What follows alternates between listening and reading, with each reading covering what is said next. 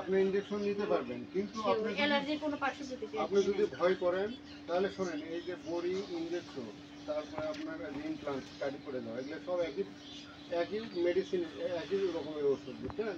কারো হয়তো প্রত্যেকদিন বড়ি খাচ্ছেন, প্রত্যেকদিনের জন্য হচ্ছে, আর আপনি যখন ইনজেকশন নিচ্ছেন এটা 3 মাসের জন্য হচ্ছে, আর যখন ইমপ্লান্ট নেবেন তখন ওটা 3 বছরের জন্য হচ্ছে। এগুলো কিন্তু হরমোনাল পদ্ধতি। আর একটা সবচেয়ে ভালো পদ্ধতি আছে আইইউডি, বুঝছেন? এই আইইউডিটা সবচেয়ে ভালো পদ্ধতি, কোনো রকম পার্শ্ব প্রতিক্রিয়া নাই। এটা যদি নেন সবচেয়ে ভালো হয়, সেটা ভিজিটরের কাছে যান, ওখানেই করে দেবে, ওখানেই খুলে দেয়।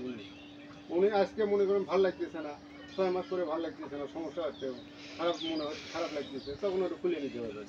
শরীরে কোনো পার্শ্ব প্রতিক্রিয়া হবে না, যে মাথা ঘোরা, মাথা ব্যথা, ঝিমঝিম করা, বমি করা, উল্টি করা, এগুলো কিন্তু হবে না। এগুলো হলে ওষুধে দিবে, আর এগুলোর কোনো রকম পার্শ্ব প্রতিক্রিয়া নাই। আপনার যখন বাচ্চা নেওয়ার সময় যে আমি বাচ্চা নেবো, তখনই আপনি খুলে নিয়ে বাচ্চা নিতে পারেন। সেটা আপনার গাছ তুলে দেওয়া লাগবে না।